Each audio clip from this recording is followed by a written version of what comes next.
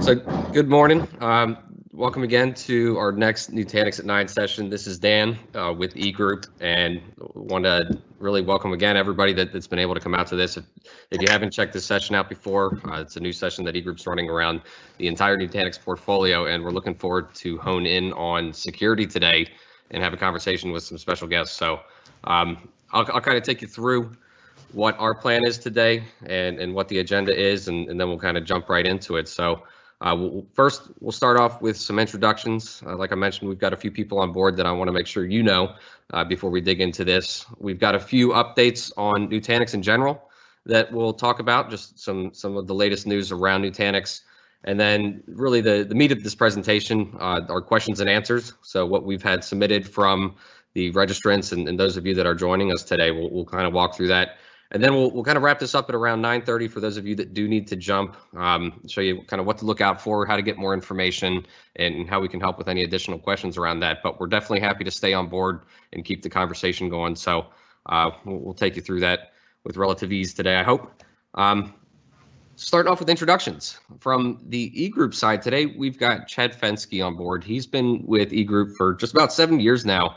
But has quite the extensive experience in terms of delivering IT solutions, just about 35 years of IT experience in general, with 25 of that focused on really designing modern technologies and helping organizations successfully roll those out. So we'll be looking forward to hear from Chad and on some eGroup stories and what he's been doing with Nutanix there. But also really excited to introduce Heather Axworthy. So she's joining us from Nutanix today. She is a platform specialist with an extensive cybersecurity background, highly certified, can hack into your 2014 Jeep Cherokee, if I read your some of your research right there, Heather. But definitely check out some of her work. Check them both out on LinkedIn. There's a lot there, and we're really excited to kind of have the brain trust here today and talk about the Nutanix security story. Myself, I'm Dan Drude. I'm an account exec, and I'm focused on the DC and Virginia area. I live up in Northern Virginia, out in Leesburg, so really can help out with any questions from the sales side and have been working with Nutanix for quite some time. Really enjoyed the platform there, so looking forward to getting into this with both Heather and Chad today. So thank you both for jumping in. Also, quick background on eGroup for those of you who haven't met us before, or maybe this is your first time kind of getting a taste of who eGroup is. We've been around for about 20 years, headquartered out of Charleston, South Carolina.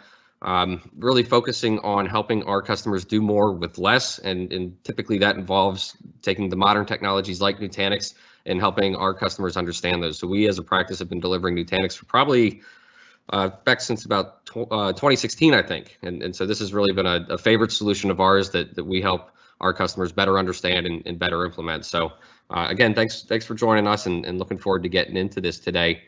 Before we dig into the kind of the Q&A today, we did have just kind of a quick intro to security, because there are a lot of questions out there. There's a lot that we can discuss.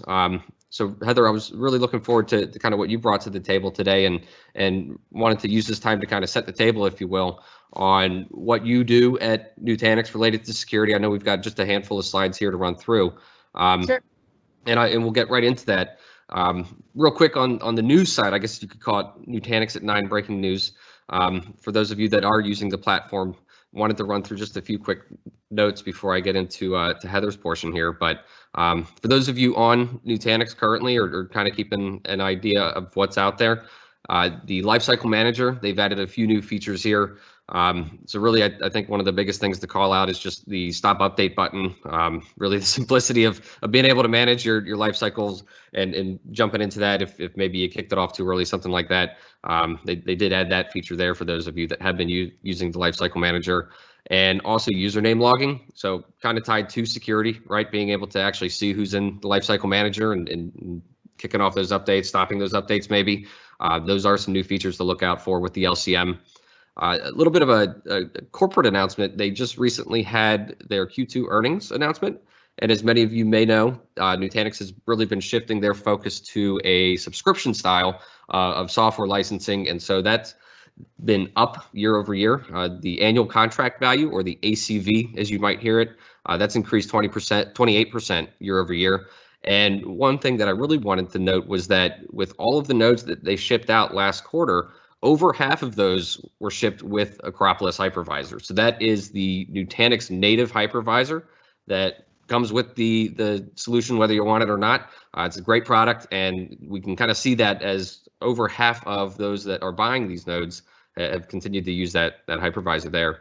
And then one last piece for some of the more cloud-oriented groups, you're actually able to now take Nutanix-based Kubernetes environments and integrate that into Azure Arc. So we'll be digging into Nutanix in the cloud in a few sessions down the road, but for those of you that are starting to play around with containers and Kubernetes, that's a big integration there. Last week, we talked about some of what they're doing with Google Cloud. So that cloud story continues to grow, and we're able to really define that hybrid cloud strategy with a lot of what Nutanix is doing.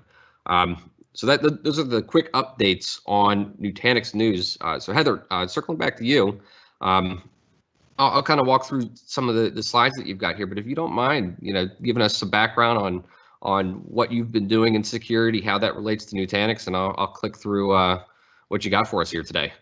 Sure, great. Thank you so much, Dan. Good morning, everybody. It's really great to be here. So if you're going to talk about security, you really have to talk about cybercrime and the state of the current situation today. And it really is, cybercrime it's a $1.5 trillion industry as of 2019. And I know that's kind of a big number. So to put it in context, I always like to do that. If it was a country, it would rank 13th in terms of its GDP. It would place it firmly between the Republic of Korea, which currently has a GDP of 1.6 trillion, and Australia, which has a GDP of 1.4. So it is massive. It's a massive industry, cybercrime. The global average cost of a data breach in 2020 is approximately $3.86 million. It's interesting to know that healthcare has the highest industry average cost of $7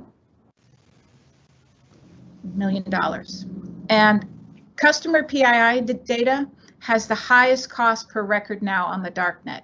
It used to be credit cards and social security numbers, but there's just so many of those now. It's so flooded that they're really cheap now. Credit cards and social security numbers are like $1 or like $2. But an EMR record is running about $150. And that's because there's a lot, when you obtain an EMR record, you also have a lot more data on the individual. You've got social security numbers, you've got medical history, you have address history, you have family members, lots of other personal information that someone can use to steal your identity or create insurance fraud. And US has the highest country average cost of about $8.64 million for a data breach. So, yeah, interesting. Why is US so high? I can only speculate that, of course, we have a lot more industry here, but also we also have a lot of industries with a lot of legacy infrastructures. So that could be part of it. Yeah, I think especially like rural healthcare, right? And talking to a lot of hospitals that don't have the bandwidth, both from like a personnel standpoint, but also just budgetary. I think those groups are particularly vulnerable. So that definitely makes sense. And click through here for you. Okay. So to understand cybercrime, you have to understand how an attack actually happens. Because if you don't understand how an attack happens, it's difficult to prevent it or protect it. So the first part, of course, is the initialization vector. That is the drop of the malware onto the system. It can come in a various different ways: email spam, phishing, deceptive download, a botnet, web injection, any type of fake update server. So the goal is to get that software on a server inside of the network. Next step. And then, of course, I'm going to open, and then as soon as it's landed, I'm going to launch it, because I've got some scripts inside and some tools. And if you're an Active Directory environment, which a lot of enterprises are today, I'm going to start looking, and I'm going to start scraping passwords. I may start to disable antivirus or some other endpoint tools so I can go undetected. What I'm trying to get is privilege escalation for step 3, which is move laterally. And this is the big problem today. Once malware gets in, whatever flavor it is, whether it's a ransomware, some other type of Trojan, a virus, if it can move laterally, that's where the problem is today. And that's the biggest challenge for organizations today, because we all have that perimeter-based firewall that protects our north and south traffic. The challenge with that is, in the data center, a lot of the internal applications are all behind like the inside zone or the trust zone or your internal network zone. And with a lot of next-gen firewalls, the default kind of behavior is traffic in that is intra-zone is automatically allowed. So that's why things can move laterally pretty easily. And then once that happens, I'm going to start to data exfil. I'm going to start copying all my data in small chunks off little by little so I can kind of go undetected and kind of go under the radar. And then finally, for step 5, ransomware execution. Once I've gotten all my data off, I'm going to execute my code and hold your machines hostage. Oh. So I guess, how does that relate to Nutanix, right? And like walk us through that a little bit. Sure, yeah. So on the left-hand side, this is what most data centers look like today. Like I said about before, you've got that perimeter firewall, the north-south. Once it's in, it hits your endpoints. And the challenge with that is, even if you have an endpoint agent on there, if you have any of the traditional based signature type of endpoint products, honestly, they don't have a great catch rate. It's about 30% or less. So most likely that malware, Trojan, ransomware is going to get right by that, and then it's going to infect everything else. But over on the right side, if you have a data center and you're actually implementing something called microsegmentation, and Nutanix does that with their Flow product, you can actually create isolation policies to right away block traffic from one environment to another, like say my PCI environment, non-PCI environment, my EMR data from say marketing. You can actually create policy and segment, so that in the case if something does get in from a lateral movement perspective, it won't go any further. Interesting. Yeah. And also at Nutanix, I think a lot of people don't know that we are a hyperconvergence company for public and private cloud, but a lot of our products have security features ingrained into the product. We have RBAC with Prism and IAM integrations. We've got Flow for network microseg. We have a lifecycle manager for that one-click update and patching, because patching is very challenging today for organizations. Mm-hmm. Our objects write once, read many policy. We can also help with flow service insertion. So in addition to microsegmentation, if you have a next-gen firewall inside of your internal data center, we can actually redirect traffic to it if you want that, the upper layers type of inspection.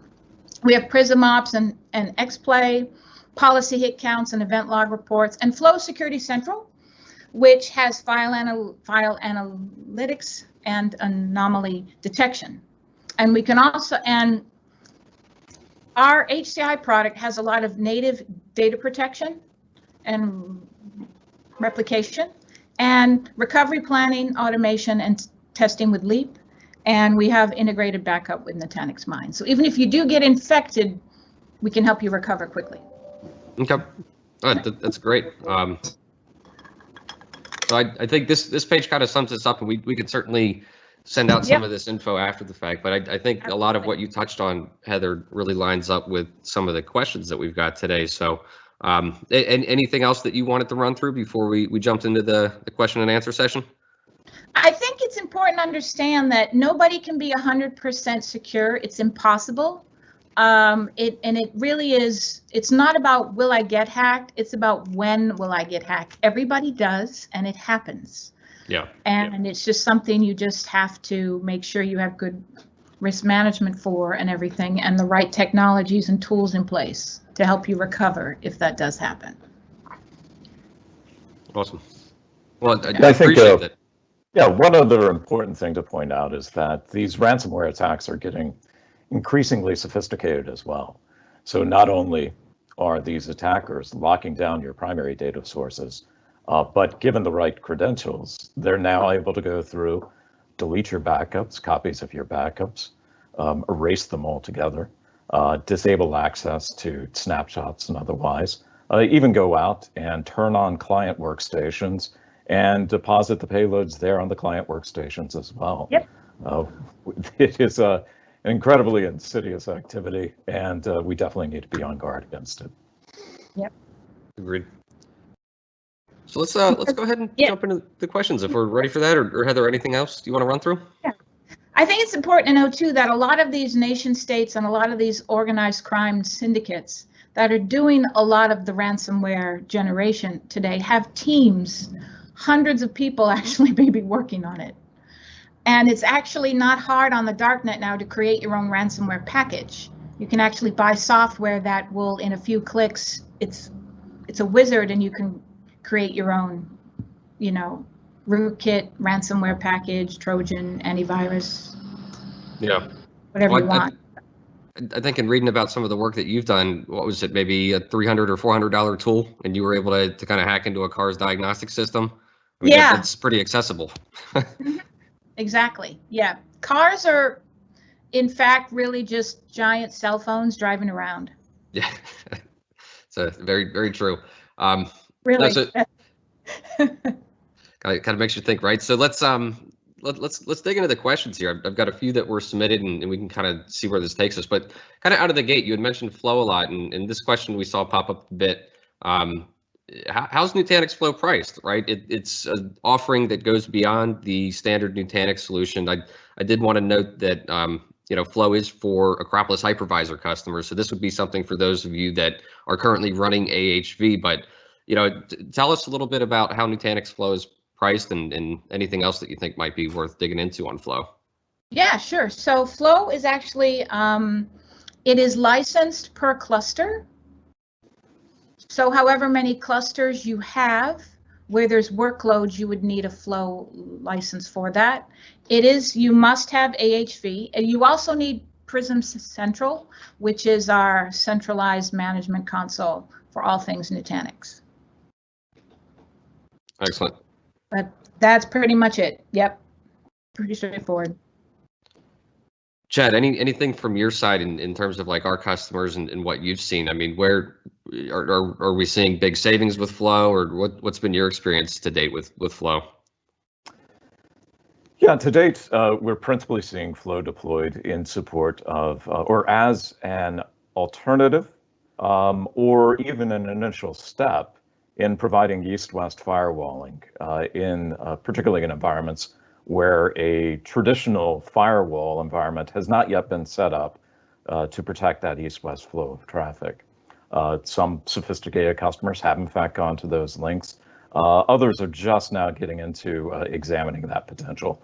And Flow provides a very effective means of doing so in support of the organization's most critical assets.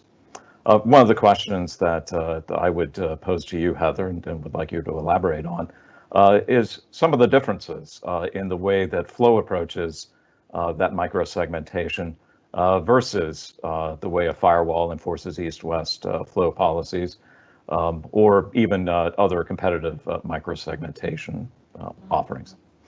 Sure, yes. So it's interesting. Flow takes it in a different direction. I think a lot of companies look at like, oh God, microsegmentation, and they think this is going to be a lot of work. I'm going to need a lot of people, or I'm going to have to spend quite a few extra dollars on professional services to get this up and running. And that isn't the case with Flow, because we are VLAN subnet agnostic. We don't really care what VLAN or subnet or segment you're on. We write policy based on category. So you can create things such as environmental categories, where you have a PCI environment or a non-PCI, or a prod and a dev, or a dev and test, or an app, web, and database tier. And you categorize your virtual machines and you put them into those categories. And you write policy around the category, not the segment or the subnet. That's why it's a lot easier. And what actually Flow does too, once you create a policy, it has two different modes. It has a monitor mode and a block mode. And a monitor mode allows you to visualize all your traffic flows, because once you write a rule inside of the data center, there's probably a lot of other traffic going over that same rule that you really didn't know about, and Flow will actually tell you that. So it helps you get your policy to a really, really granular level before you put it in block mode. And as one might expect, Flow provides the ability to quarantine off entities that have been deemed suspect. An additional feature that's quite nice is that Flow supports the use of segmentation by eGroup membership as well. This is what's termed as the VDI type policy, wherein you can assess a user's ID and then based upon their group membership, secure where they're allowed to access. Yes, that is a great feature, because identity-based access today is becoming more and more popular. It's been around quite some time, because a lot of the next-gen firewall companies have a user ID type of component, and some of the web proxies from years ago you used to too, and it's becoming more and more common now to restrict by AD user group. Interesting. We did get a question from one of the attendees here. Appreciate you submitting that. But and this could probably be its own call. But any major differentiators between Flow and NSX, VMware's microsegmentation offering? I would say the major differentiator, because it's not a like for like comparison, right, is that we are really VLAN segment category. We use category to really get you set up. So you can actually get set up on Flow very quickly. It's easy to enable, and then it's easy to create policy. And we actually already have built-in categories that you can leverage right out of the gate, so you don't have to reinvent the wheel. And you can just write policy from day one.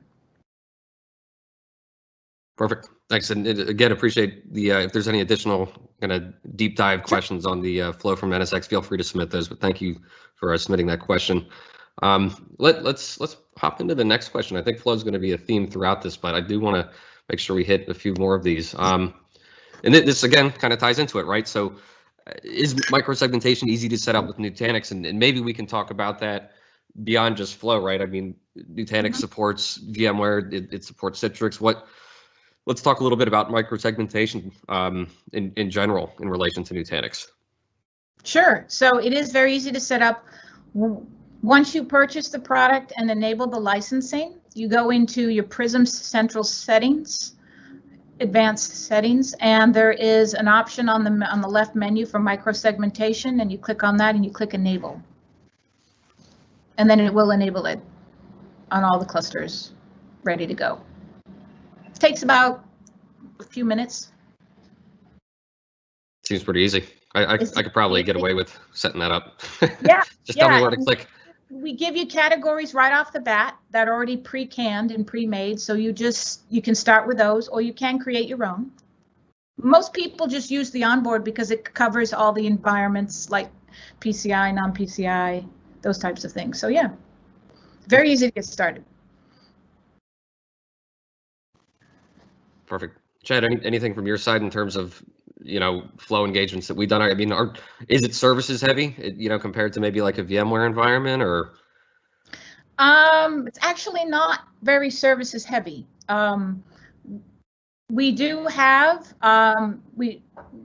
Nutanix type of services, or you can use eGroup services for that initial, if you would like some assistance with installing it, enabling it with best practices, tips and tricks, and those types of things. Yep. Yeah, the really most significant portion of the work to be done in a Flow implementation is the upfront design and defining the categories that you wish to use, the way you wish to group particular VMs into a particular application category, for example, or an environment, production, development, and so forth. And defining the policies, the allow policies that are going to be implemented for access to those resources. That design piece is the majority of the effort. The actual implementation of those policies is really quite simple. rendered so by the simplicity of the Nutanix interface itself. Yep. You could probably spend 1 or 2 days doing some design on a whiteboard to get it, so you can talk through, your internal data center, where your assets are, the types of environments you want, categories, and traffic flows. Yep. Very cool. Yeah. So flow price per cluster and pretty straightforward in the grand scheme of things, right? Right. To kind of set up. Awesome. So let's hop to the next one here. What are we seeing cost savings, right? Can Nutanix Security flat out replace third-party tools that you might already be using today? Where might you see some cost benefits or some overlap even with maybe a traditional setup? So yes, so let's see. So Nutanix isn't a security company at heart, but we do have, when you purchase Flow, you get a license to our Flow Security Central, which is sort of a SIM-like type of environment for all your flow traffic. It allows you to take a look at your flow traffic, and you see your source and your destination, and you can look at logs and various things like that. It also does anomaly detection. So Flow Security Central could help you there, consolidating if you have any other AD type of tools. Okay. What about because I know some of my customers have purchased the encryption capabilities that if you want to, you can, and I think this ties into the next question here. So let me just share that one real quick, right? Yeah. So these two kind of coexist in the sense of ways that they might be able to help. What's the Nutanix encryption story? I know that you can encrypt the entire cluster, but what's that look like? Sure. Yeah. So of course, Nutanix, the hardware itself is built on STIG type of, which is like a secure technology implementation guide from the government. Mm-hmm. We also have SCMA, which is continuous monitoring self-remediating. What it does, it creates a baseline to ensure all CVM and AHV hosts in a cluster remain baseline compliant through the entire development lifecycle. So as you're adding VMs, making changes, it checks those components, matches them to the STIG. If there is a non-compliance or anything out of that, it sets it back to a supported security setting without your, intervention. It's enabled by default. And data encryption, it's all software-based encryption. We have self-encrypting drives from the storage piece, and it's actually can be key-based access protected. Yeah, and you have a couple of options there. Nutanix provides its own key management capability, and we've increasingly seen a number of our customers choosing to go that route. But for those who already have a key management service currently in place, Nutanix is compatible with KMIP compatible key management solutions from Talus and others. Okay, so you could essentially take that key management and go Nutanix with that. It sounds like. Yep. It is 9:29, so I just wanted to make a quick announcement for those of you that do have to drop at the half hour. We'll hop into this question after that and stay on for any additional questions. But for those of you that are looking for additional info, and also we would definitely love your feedback on how these sessions have been going. Wanted to give you a quick heads up to look out for Leanne. She'll be reaching out after the session today, and really we want to get your feedback. Is this helpful? Are we on point with the topic? What do you want to see next? So just keep an eye out for some outreach from Leanne. She'll shoot you a note, maybe give you a phone call. Really, again, appreciate those of you that are able to join. And if you have to drop, thanks again for coming. If you're able to stay on, we'll kind of dig into a few more questions here. But I did want to just give a quick shout out to Leanne as she will be following up to get your feedback here. So let me hop back to on the encryption piece. Anything else between the security features, the third-party tools, or the encryption here that we want to dig into?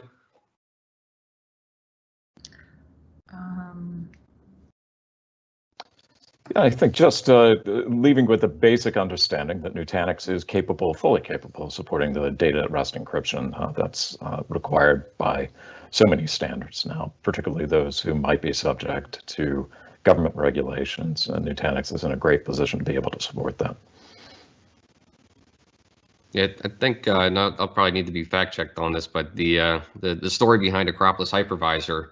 And this will kind of tie into this question, right? Was when it was developed way back when. there's some large federal agencies that were looking at hyperconvergence, and Nutanix kind of had that choice of, do we develop something for a large customer, or do we just say, hey, you've got to go out and get a hypervisor that's already out there? And I think that heavily influenced a lot of the security behind the platform, and just being able to, if you can sell and operate within some of these larger federal agencies, right, that's pretty telling from a security perspective. So that kind of does tee up this question here, where are there any conversations or considerations to be had around hypervisor shift and security? Is there anything that you need to be mindful of? What's the conversation look like in terms of that? Sure, yeah. So I think if you're considering any type of infrastructure change, such as a hypervisor, security is definitely your #1 priority. One thing I think, if you're thinking about VMware and you're moving to AHV, you can be comforted in a way that we have hardened our hardware according to those DoD STIGs. And we have that SCMA, which is that continuous monitoring, self-remediating. So if at any time there's anything that looks not normal or changes to those CVM AHV hosts in that cluster, and the baseline compliant no longer looks compliant, will actually revert back, which is a huge security feature. And for those who are considering just generally a move from vSphere to AHV, and whether or not there is in fact feature parity between the two, we have seen many of our clients actually migrate to AHV away from ESXi and really not give up a thing. All of the features that you've come to know and love, the most popular ones, such as vMotion, for example, are readily supported by AHV as well. Probably the one exception that we've found is simply fault tolerance. If you're using the vSphere fault tolerance capability, that's not currently present in AHV. However, very few of our customers employ that. And in fact, I would struggle to point to one who's actually using that fault tolerant feature. I'm sure it's out there, but we just haven't run across that. So for those of you who've grown up and have come to love ESXi, I think you'll find that the experience with AHV is very, very similar. Well, that's good to know. It's I think the conversation around hypervisor is not something that most people, there's been a hypervisor that everybody uses for the most part, right? And being able to kind of have that flexibility in hypervisor, I think from a cost perspective makes sense, but also making sure that you dig into feature sets and what you really use it for. I think we've seen a lot of organizations benefit from having that conversation. And at the end of the day, to your point, Chad, it's 80%, 90% of the features that you're using, you're not seeing any major differences moving over to AHV. So if moving to the Nutanix platform and you're not married necessarily to the hypervisor in use today, it's definitely worth considering for budgetary savings and also just better integrating with kind of that one throat to choke solution that you're getting with Nutanix. Looking in the Q&A box here, I don't see any new questions, but any other comments across either encryption or even the Nutanix Flow product that we wanted to dig into today before we wrap this up? Yeah, I do want to just weigh in with one comment regarding AHV. While we mentioned at the outset that AHV is a key enabler of the Flow technology, in other words, you have to be running AHV in order to run Flow, I would point out that the Nutanix platform generally still very much supports ESXi as a hypervisor, providing disaster recovery capabilities, and even some of the native Nutanix technologies like Leap are compatible with ESXi. So placing your virtual machine resources on Nutanix doesn't mean that you have to give up VMware vSphere as your hypervisor of choice. However, in order to gain some of the advanced functionality that Flow provides, AHV is a requirement. That's good to know. There's definitely a lot of flexibility in the platform, which I think our customers tend to appreciate.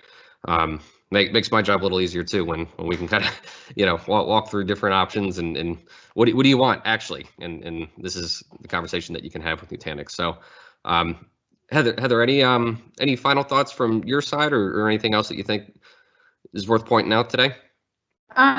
Just that, you have to think about security today, and you have to understand that, it's okay if you're not 100% secure. Nobody is. As long as that human element is there, you'll always have challenges with security. But if you have the right tools in place and the right processes, you'll be okay. Yeah. Very good point. Well, I think if there are no other questions from the audience, Chad and Heather, appreciate you both taking the time to kind of sit down today and talk through this. We'll be talking about Nutanix VDI in our next session, and we'll also be talking about files shortly after that. So keep an eye out. As I mentioned, Leanne's going to be reaching out with some feedback. If you want to see what else is on the radar, eGroup's website also has kind of the latest and greatest in terms of the events that we're doing. And if you have any questions about how eGroup can help with a data center modernization effort, also, again, check out the website. We've got some info there, and feel free to reach out. But thanks again for those of you that were able to join. Appreciate the questions ahead of time and during the session today. And Chad and Heather, once again, appreciate kind of being my brain trust today and helping people learn a bit more about Nutanix and security. Yep. It's been a pleasure. Great. Thank you very much. Thanks, everyone. Have a great day.